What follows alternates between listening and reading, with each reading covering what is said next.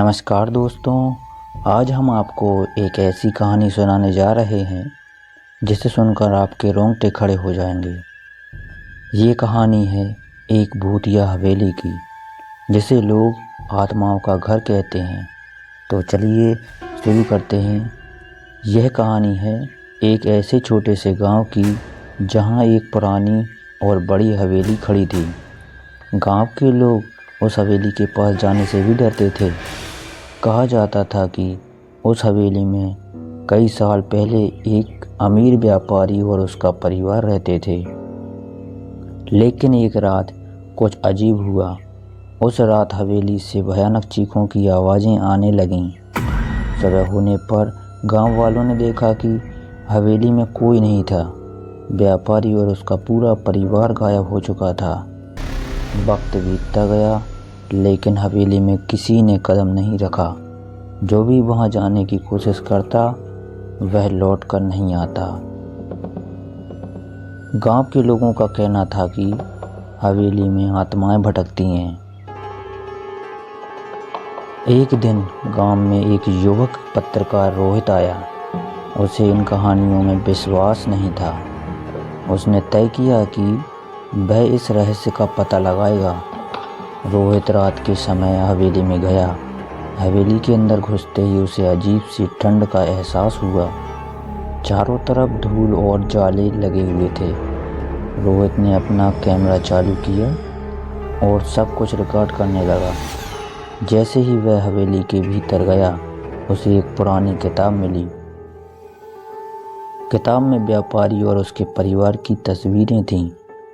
अचानक रोहित को महसूस हुआ कि कोई उसे देख रहा है। उसने पीछे मुड़कर देखा, लेकिन वहां कोई नहीं था। रोहित ने किताब खोलकर पढ़ना शुरू किया।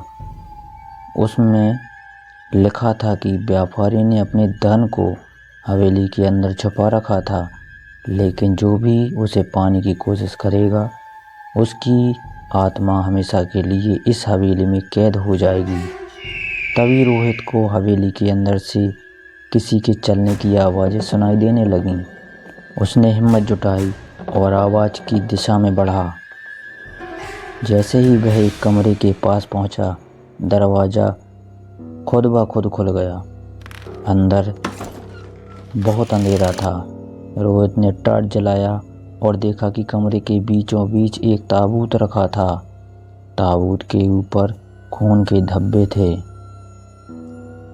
अचानक ताबूत का ढक्कन अपने आप खुल गया और एक भूतिया आकृति बाहर निकली। रोहित की चीख निकल गई और उसने भागने की कोशिश की, लेकिन दरवाज़ा बंद हो चुका था। अगले दिन गांव वालों ने देखा कि रोहित का कैमरा हवेली के बाहर पड़ा था। कैमरे में आखिरी फुटेज में रोहित की डरावनी चीखें और हवेली के भीतर की भूतिया घटनाएं रिकॉर्ड थीं, लेकिन रोहित का कहीं अता पता नहीं था। आज भी हवेली वहीं खड़ी है और लोग वहां जाने की हिम्मत नहीं करते। कहा जाता है कि रोहित की आत्मा अब उस हवेली में कैद है और वह भी अब उस भूतिया परिवार का हिस्सा बन चुका है। अगर आपको ये कहानी पसंद आई हो तो इस वीडियो को लाइक करना और अपने दोस्तों के साथ शेयर भी करना और हमारे चैनल को सब्सक्राइब करना ना भूलें। अगली बार फिर मिलेंगे एक और रहस्यमयी और डरावनी कहानी के साथ।